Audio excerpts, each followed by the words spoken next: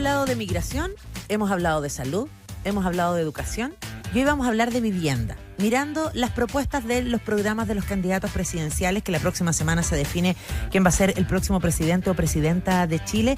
Lo importante es ir conociendo, precisamente desmenuzando un poco esas propuestas, porque ya hemos visto que en los debates se ponen a pelear, en las campañas se ponen, o sea, en las franjas también de repente se ponen a cantar, hacen como otras cosas y nosotros queremos conocer las propuestas. Por eso le queremos dar las gracias y, cómo no, a Sebastián Bowen, director ejecutivo de Déficit Cero, conductor de Evitar el Cargo, hay que decirlo también, que está disponible. ¿Cómo estás, Seba? Muy preciso, ¿eh? Ahora, sí, pues.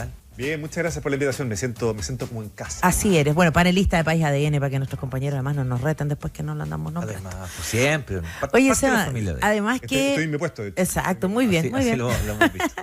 Además que este año, precisamente en Evitar el Cargo, tuviste la oportunidad de conversar con distintos candidatos a parlamentarios, además de haber conversado antes con los presidenciales, lo que hace que haya ya cierto conocimiento. Hay algunos que están tomando ideas de Déficit Cero para su programa, lo que nos parece súper bueno. Las buenas ideas siempre hay que tratar de replicarlas. Pero partamos en términos generales. Para saber en qué escenario se va a enfrentar el próximo presidente o presidenta. La promesa que había hecho el gobierno del presidente Boric de 250.000 viviendas, porque hay un déficit que inicialmente se hablaba de 650.000, ¿ha variado? ¿Cómo va? ¿En qué pie estamos con el tema de las viviendas en Chile hoy día? Sí, claro. El presidente Boric se planteó una meta en el gobierno de 260.000 soluciones habitacionales en el plan en el marco de lo que ellos llaman el plan de emergencia habitacional, ¿ya? Y la verdad es que va encaminado. Eso hoy día debe estar más o menos en un 80% de cumplimiento o algo por el estilo, 85%. Lo más probable nosotros vemos es que esa meta de 260.000 sí se va a cumplir, o al menos va a estar muy cerca, ¿ya? Pero eso no quiere decir necesariamente que con eso se cambia la tendencia, ¿verdad? Se hace un quiebre en la tendencia o se está enfrentando totalmente la crisis. Hay cosas muy interesantes que han ido pasando. En particular, dentro de las 260.000 que se están implementando hoy día, se abrieron, por decirlo así, como nuevas aristas para enfrentar la problemática habitacional. En particular, por ejemplo, el subsidio de la tasa, que se le ha llamado, ¿cierto? Que es una política que salió hace un par de meses, o la garantía del Estado, justamente, que aspira a ayudar a sectores más medios de la población que buscan adquirir su vivienda, que a veces tienen los recursos, pero no tienen los recursos para, por ejemplo, el pie o para, por ejemplo, pagar el dividendo totalmente. Entonces ahí este subsidio de la tasa viene a apoyar, y eso se ha ido armando dentro de esta como moción. Ahora, sabemos que para quebrar la tendencia, y lo que nosotros hemos planteado de Déficit Cero, es que tú necesitas al menos más de 400.000 nuevas soluciones cada año, soluciones de perfil que va orientado a la demanda social por vivienda, ¿cierto? A sectores más vulnerables, sectores medios, además de lo que puede ir en materia de mercado, pero eso es lo que vemos como necesario. Y bueno, hemos estado justamente conversando, viendo, atento, monitoreando lo que ha pasado con las candidaturas al respecto. Y ese barrido, ¿no? Este sobrevuelo que tú presentas ahora, Sebastián, ¿cómo lo ves en las propuestas en este caso de Jan Jara y de José Antonio Caz? ¿Ves ese abordaje desde miradas distintas, sí, más allá de lo exploratorio, digamos? Súper buen punto. Mira, yo creo que lo primero que es bien importante hablar es que la vivienda, tengo la sensación de que ha sido tema, ¿ya? En esta elección presidencial, tal vez como ninguna otra, al menos de las últimas 4 en el fondo. Claro. Ha sido tema en los debates, ha sido tema central en las propuestas, de hecho, tal vez no claramente más tema que lo que es la seguridad, por ejemplo, ¿verdad? Pero sí como desde el punto de vista más de la oportunidad. Entonces ahí hay que hacerse la pregunta por qué está siendo tema, ¿cierto? Y ahí yo creo que aparece algo bien importante, es que hoy día la crisis de vivienda es una crisis que no afecta únicamente a una población, entre comillas, vulnerable, ¿ya? Es una crisis que está afectando a sectores medios. De hecho, todos, probablemente en este mismo panel, vamos a conocer o nos ha pasado estar en problemáticas habitacionales de que no nos alcanza a pagar el arriendo, o hay que achicarse, o hay que cambiarse de comuna. Bueno, eso le está pasando a Chile en general. Y por lo tanto es un tema que atrae votos, y por lo tanto está siendo temática. Y lo más interesante es que está siendo tema no únicamente desde la crítica, también lo hay, están las peleas, ¿cierto? Los guantes de box en los debates, sino también desde la propuesta. Y ahí podemos empezar a entrar primero con las primarias, después con la primera vuelta y ahora con la segunda vuelta. Han habido propuestas súper interesantes y que ahora en segunda vuelta como que se van desmenuzando y las candidaturas van tomando. Entonces partamos así con algunos análisis que además hay mucho acuerdo, ¿eh? Sí. Eso es bien importante las diferencias están más como en los énfasis o en las omisiones, por decirlo así. Claro. Pero te diría, desde los puntos de vista más técnicos, yo he visto que hay bastantes acuerdos. Entonces, bueno, ¿cómo transformar ese acuerdo en decisión? Esa es la gran pregunta. Entonces, algunos temas importantes. La meta. ¿Ya? Como la tele. La meta. ¿Qué es lo que están prometiendo las candidaturas? Janet Jara está planteando llegar a una producción de vivienda social similar a la de este gobierno, 260.000, ¿ya? Con la diferencia que plantean 140.000 más, ¿ya? De mejoramiento, que fue algo que bajó mucho en este gobierno, como que se puso mucho énfasis en construir nuevas viviendas, por decirlo así, o comprar nuevas viviendas. Y bajó mucho el presupuesto y la cantidad de soluciones que se llama el programa de mejoramiento, que es cuando tú tienes alguna necesidad, qué sé yo, la vivienda está de mala calidad y postulas un subsidio para mejorarla.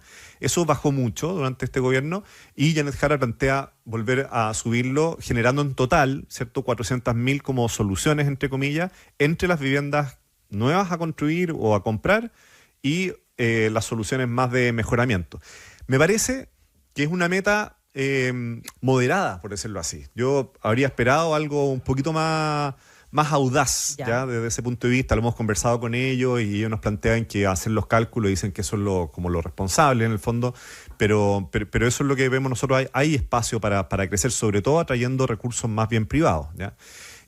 La meta de José Antonio Kast es una meta más ambiciosa en ese sentido y se plantea 500.000 nuevas soluciones, ¿ya? Prácticamente el doble. El doble, claro. Sí. Creemos que de lograr esa meta hay que ver cómo vamos a desmenuzar cómo se logra, ¿verdad? Eso, porque uno dice, si este gobierno está ahí alcanzando los 250.000, llegar al 260.000, llegar al doble, y además con el recorte que han anunciado con tantos bombos y platillos. Y ahí podemos entrar a tocar las teclas, bueno, por dónde plantean estas 500.000 nuevas soluciones, y eso yo creo que, pero al menos pone por decirlo así, como un pasa de cambio, ¿cierto? Presiona el motor, genera una ambición en esa materia y donde queda más que claro que no lo vas a lograr como Estado solo. Vas a tener que buscar la forma de atraer a las familias por un lado, claro, y al sector privado por otro. Así que desde el punto de vista de las metas, claro, desde el punto de vista de las metas ahí tenemos un punto, ¿ya? Una y luego, no sé, me lanzo. Quisiera preguntarte, Sebastián, dale, por el tema precisamente de los más jóvenes, ¿no? Sí. Porque ahí hay también un tema. Se ha dicho mucho que en los últimos años la gente joven ya ni siquiera tiene el sueño de la casa propia. Prefiere viajar, prefiere moverse de un lado para otro, quedarse muchos años con los papás hasta que puedan, no sé, porque también hacen carrera profesional y un largo etcétera. Aquí vemos, por ejemplo, el hipotecaso, en el caso de Janet Jara, que propone a jóvenes de hasta 40 años que puedan acceder a su primera vivienda. Ahí veía el otro día en la franja, por ejemplo, que ella adelantaba que la idea era no más pie, que no iban a pagar el pie y que se les iba a ayudar precisamente a todos los jóvenes que estuvieran optando a la primera vivienda, que tuvieran hasta 40 años para poder hacerlo. Y en el caso de José Antonio Kast, también se está pensando en el subsidio para las contribuciones de la primera vivienda, dice. La eliminación de las contribuciones a la primera vivienda sostiene que eso permitiría eficiencia fiscal y austeridad. Claro, respecto de los jóvenes, es interesante el vuelco que, no es vuelco en realidad, porque venía planteando Janet Jara la idea del hipotecaso y que luego, hacia la segunda vuelta, ella como que toma la propuesta planteada por Evelyn Matei, ¿ya? Sí. Del pie cero, exacto, en el fondo. También orientada a la población joven y con la idea de que jóvenes que aspiren, ¿cierto?, a una vivienda, plantea, Janet Jara, si no me equivoco, plantea hasta 100 millones, que es aproximadamente 2.500 UF, pero el hipotecaso, si no me equivoco, el pie cero iba orientado como hasta 4.000 UF, si no me equivoco. Entonces hay que revisar ese punto, ya se me confunde entre los programas, digamos, de Janet Jara y de Evelyn Matei. Pero está orientada, es una política, bueno, en primer lugar, me parece súper interesante porque genera alianza público-privada. O sea, lo que busca es apalancar el recurso de personas que por lo demás hay una expectativa de que van aumentando su ingreso. Ese es el punto, ¿ya? Por eso apelar. Y además que se han encontrado, esta generación probablemente va a ser, tal vez, es una generación con menor poder adquisitivo, por primera vez en la historia de Chile, que la generación de sus padres, fundamentalmente por el tema de vivienda. Entonces lo que busca es apelar como a ese punto, a aumentar las probabilidades de que los jóvenes aumenten su probabilidad de acceder a una vivienda, que está muy baja esa expectativa, como bien lo mencionabas. Que se vayan de la casa, Enrico. Claro, por favor, váyanse a la casa y a través de este sistema que busca apalancar recursos y focalizar como el subsidio en el pie, ¿ya? Y que es una medida súper electoral. Claro, en el fondo es un botín de disputa, ¿verdad? La juventud por quién va a votar. Ahora, es interesante también que yo creo que aquí se acabó la transición. O sea, en el fondo está más que claro, ¿cierto? En el fondo Janet Jara, ¿verdad?, candidata al Partido Comunista, tomando una propuesta planteada justamente por Evelyn Matei, con el título en el fondo Pie Cero, que además apunta a la vivienda en propiedad a través del crédito hipotecario.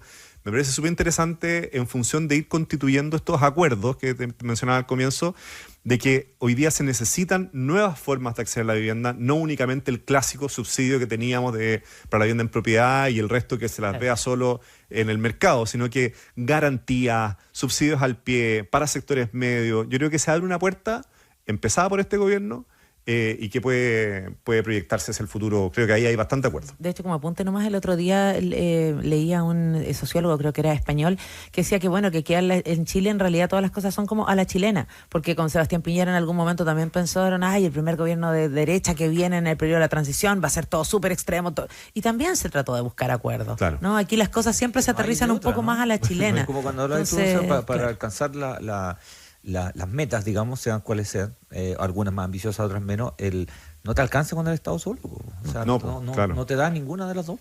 No te da nomás. Y nunca ha sido así tampoco. Nunca he alcanzado solo. Y al revés tampoco, digamos. Exactamente. Y menos los temas de ciudad, ¿cierto? Y nunca hemos sido gobernados, claro, también. Oye, Sebastián, y lo otro que decíamos de la eliminación de las contribuciones, porque hay muchos se preocuparán, pero los municipios se van a quedar sin recursos.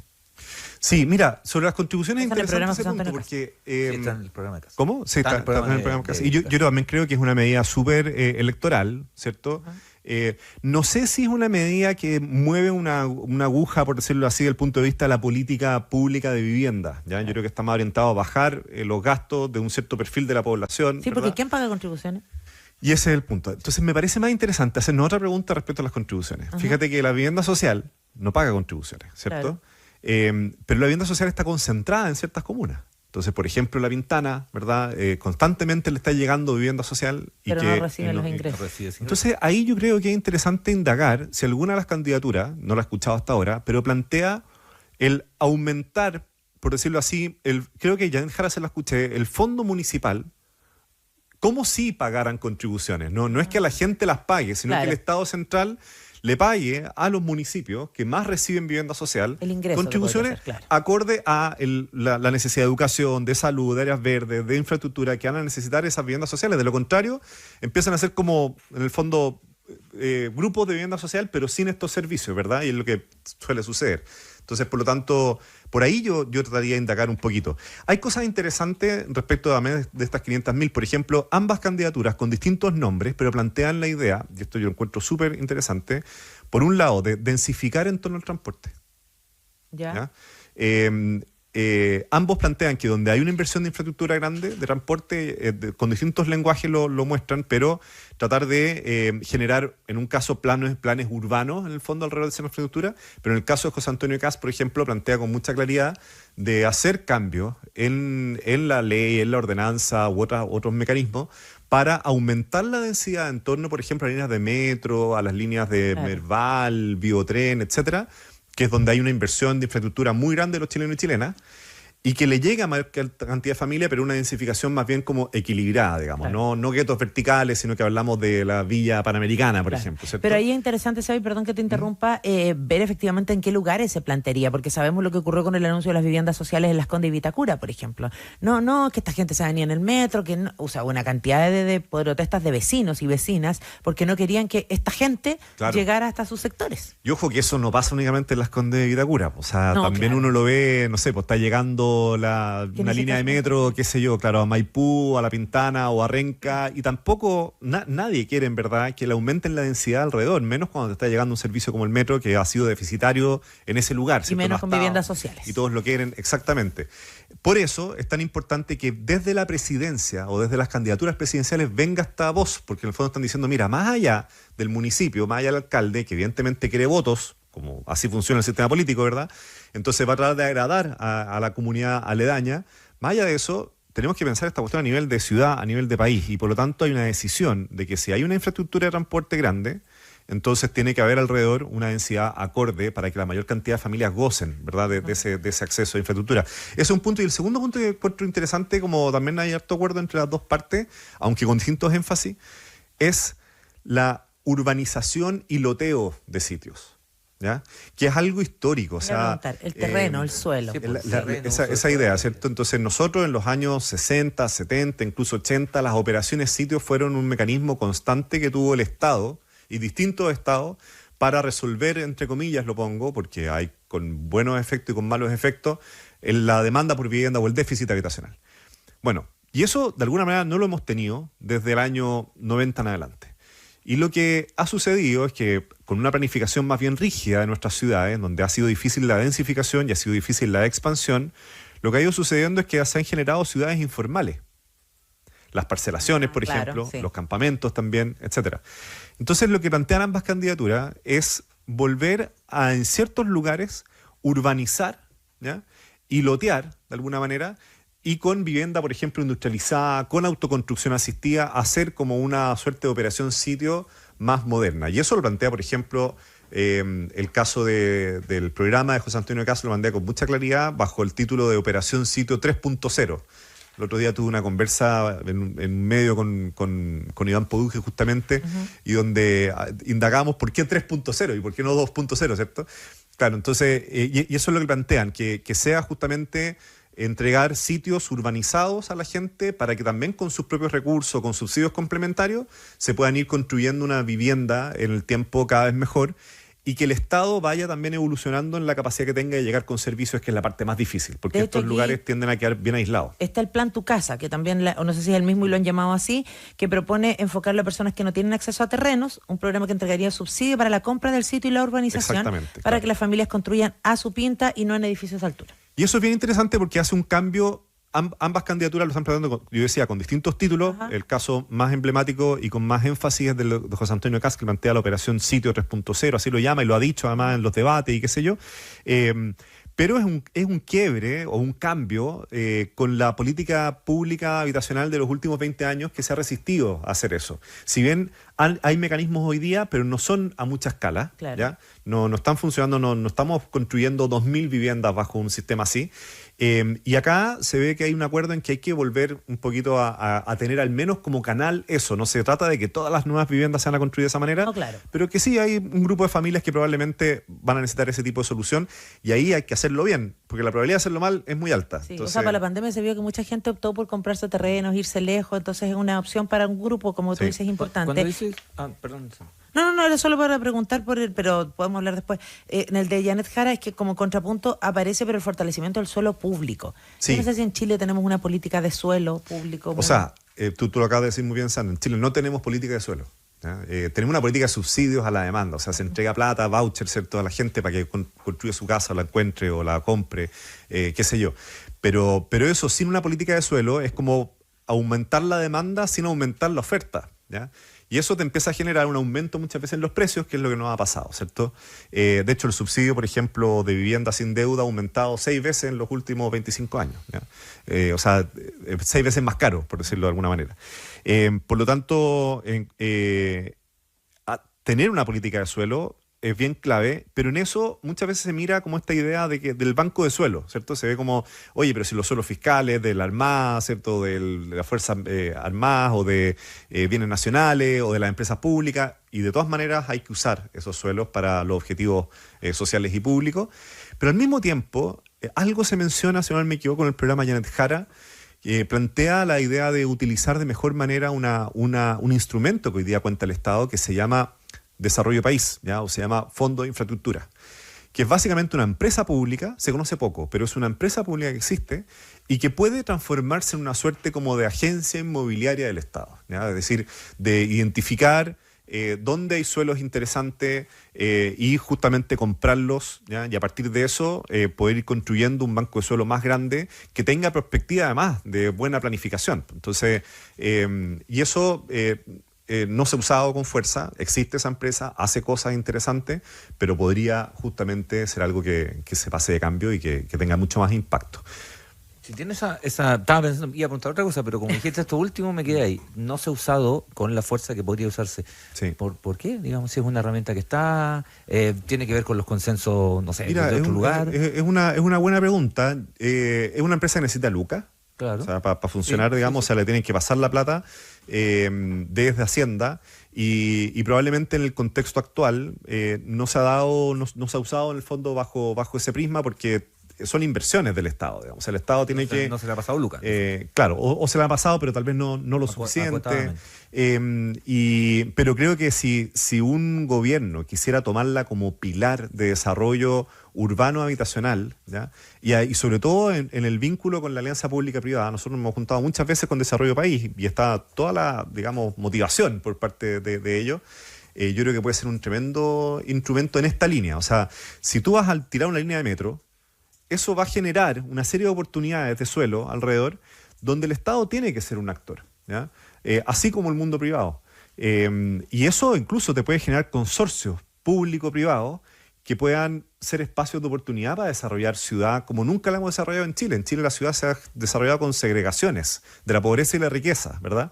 Y pocas veces ha sido desarrollada de manera integral para que efectivamente sean ciudades como más armónicas. Y yo creo que ahí hay una palanca que invitaría a las candidaturas, particularmente de Yanet Jara y de José Antonio Kast, a mirarla con mucho ojo, en el fondo, para que la usen en un contexto de austeridad fiscal, tener una palanca que te pueda traer recursos privados para hacer justamente inversión pública, inmobiliaria, habitacional y urbana, encuentro que es una oportunidad de oro. Una oportunidad y es como orgánico además. Sí, ¿no? totalmente. Sí, cae Ay, de Maduro. La otra pregunta que De tenía. de cajón. No, la otra que tenía que, sí, ya sé de Maduro, pero mejor de cajón.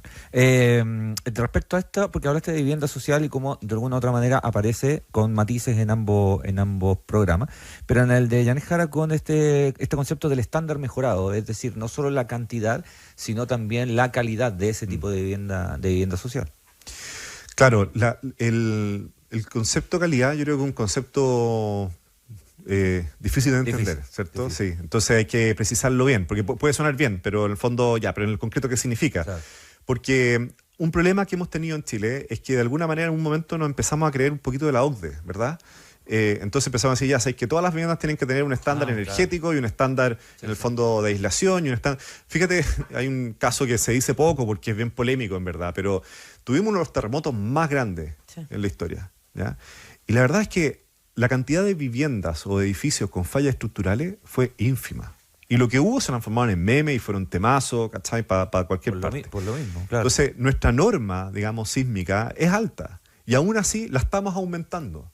Y puede ser que esté bien, digamos, pero asumamos que detrás de eso hay costos. Y lo mismo con la norma energética, lo mismo con la norma de los conductos, y todo eso aumenta el precio de la vivienda, el costo finalmente de la vivienda y el precio de la vivienda. Entonces, creo que si bien la calidad es altamente relevante, yo más bien pensaría la calidad por la pertinencia. O sea, ¿qué es lo que la familia necesita y quiere? Y a veces me ha tocado, en el fondo, estar, por ejemplo, con familias que viven en un campamento y dicen, mira, lo que yo quiero es un pedazo de suelo, digamos, y una vivienda prefabricada desde donde yo pueda partir. Y que después tú vayas teniendo un conjunto como de subsidios complementarios que te permitan ir aumentando esa calidad de esa vivienda. Pero si no, nos vamos a poner un estándar muy alto, tienes una demanda muy grande y es como un embudo, ¿cierto? No logras responder como a esa urgencia. Llega un momento en que no te avanzáis más, digamos. Y el otro lado en que se enfrenta la calidad es sobre lo urbano, ¿ya? Entonces lo que nos suele suceder es que, por ejemplo, hablemos de San Antonio. En San Antonio, fuera de la toma, ¿ya? Hay otras tomas. En la misma comuna de San Antonio. Fuera de la toma del Cerro Centinela hay otras 2.000 familias en toma, ¿ya? Y resulta que esa cantidad de familias están también en sitios que son eriazos y son sitios edificables. Pero esos sitios y esas tomas tienen pésimo acceso a bienes públicos urbanos. no tienen acceso a educación, no tienen acceso a salud, no tienen acceso a áreas verdes. Por lo tanto, hay un desafío desde el punto de vista de la calidad, digamos, de vida urbana, ¿ya? ¿Y qué es lo que nos pasa? Que donde se construyen viviendas, no necesariamente es para donde va la infraestructura y no necesariamente es para donde van los servicios públicos. Por lo tanto, ahí yo creo que hay que hacer un esfuerzo y no he escuchado eso con tanta claridad en las candidaturas hasta hoy día. No me reten encargados de los temas de vivienda y ciudad de las candidaturas hoy día, porque venir a retar? porque además son ideas, propuestas. Son ideas. No, pero además porque una cosa son los documentos que están publicados y otra cuestión es lo que van ellos sumando en los debates y los documentos. Entonces, que está bueno que vayan sumando buenas ideas de donde vengan. Oye, y un tema que no apareció tanto, el arriendo. Claro, hay subsidios al arriendo. Hay subsidios al arriendo ¿Qué va a pasar con eso? Y fíjate el dato, nosotros calculamos que hoy día hay más de 900.000 hogares que son hogares unipersonales, ¿ya? O que son hogares jóvenes sin hijos, o que son hogares de personas mayores, solamente compuestos por personas mayores, o que son hogares migrantes sin residencia y que tal vez quieren volver, ¿cierto?, a su país. Todo ese perfil de hogares, 900.000 hogares así. La solución que tú tienes que pensar ahí no es una solución de vivienda en propiedad, es una solución de vivienda en arriendo, que le permita estar en un momento en transición, ¿cierto? Al hogar joven, porque después va a ser tal vez más grande, ojalá, o qué sé yo, o se va a mover, ¿verdad? Al hogar migrante tal vez va a volver, qué sé yo. Entonces, por lo tanto, ese tema no es un tema con tanta fuerza. En el programa José Antonio Kast prácticamente no aparece, porque ellos han hecho una apuesta muy fuerte en el fondo, porque acá es vivienda en propiedad. Pero el arriendo como complemento me parece importante tocarlo. Sí. Y en el caso de Jan Jara sí lo mencionan en el fondo específicamente como fortalecer, por decirlo así, el sistema de arriendo. Así que ahí hay un tema. Oye, por último, así porque sé que los tiempos son escasos en esta radio. Y porque tenemos una estrella que viene después de ahí, te voy a contar. Otra estrella. Otra más. Además de ti. Otra más. No, pero yo creo que hay un tema tal vez donde hay más o menos diferencia. José Antonio Kast, por un lado, plantea esta idea de un gobierno de emergencia y eso lo aterriza con mucha claridad en las propuestas en materia de vivienda. O sea, todas sus propuestas son propuestas muy de los primeros 100 días, por decirlo así. Cambio en la ordenanza, ¿cierto? Acortar los tiempos de 18 meses a 3 meses de producción de vivienda, operación sitio. O sea, son propuestas que eventualmente tú podrías agilizar de manera muy rápida ya la producción de vivienda. Y por el lado de Janet Jara, es interesante porque una de las propuestas más transversales que tiene o más fuerte es que quieren convocar, por decirlo así, los primeros 100 días a un gran acuerdo por la vivienda, ¿ya? Entonces convocar al mundo de los gremios, convocar a los sectores sociales, convocar al colegio de arquitectos, a distintos sectores políticos, a que nos pongamos de acuerdo en un plan de desarrollo, digamos, urbano habitacional para Chile. Entonces yo creo que ambos elementos, esta idea del gran consenso y la idea de emergencia, son altamente necesarios en lo que va a venir los próximos 4 años en materia de vivienda y urbanismo. Y por último, hay cosas que quedaron fuera, que son muy interesantes, particularmente 2. Uno, que puede ser tomada en todo caso de aquí al debate del martes, pero es una propuesta de Parisi. Fíjense que donde Parisi mejor le fue es donde más problemas de vivienda hay. En el norte. Exactamente. Y una de las propuestas de Parisi era una propuesta de futuro propietario, ¿ya? Y que era básicamente cuando tú arriendes, si arriendas bien, digamos, y pagas a tiempo y todo, eso está en tu registro como si casi estuvieras ahorrando esa plata con miras a la compra. Y la otra propuesta, que fue hace tiempo atrás, pero fue de un protocandidato, que era Alberto Undurraga, antes de que se bajara, planteó una propuesta que fue ministro de Vivienda, que fue ministro de Obras Públicas. De Obras Públicas, perdón. Y plantó protocandidato, sí. Protocandidato, sí. Y que él planteaba justamente llegar a 500.000 viviendas, pero concesionadas. Y con la idea de que el Estado estuviera pagando esa concesión hasta que la vivienda fuera propiedad de las personas. Entonces, encuentro que ahí hay interesantes mecanismos para atraer recursos privados a un desafío que es público. Porque tenemos un tremendo desafío efectivamente en materia de vivienda, pensando además con las tendencias, las ciudades, los sectores rurales de manera inteligente. Hay que ver tantas cosas y al final son trabajos integrales estos que se tienen que trabajar, no solo el Ministerio de Vivienda, ¿no? Sino obviamente hay que trabajarlo con urbanización, con obras públicas, con transporte, está todo conectado. Exactamente. De hecho, no hablamos de transporte y infraestructura, que es un temazo, pero bueno. Y otro día hablamos de la contingencia en materia de vivienda. Sí, porque además con los campamentos, los desalojos, hay cosas. Sebastián Bowen, director ejecutivo de Déficit Cero, muchas gracias por estar con nosotros. Muchas gracias a ustedes, chao, que les vaya bien.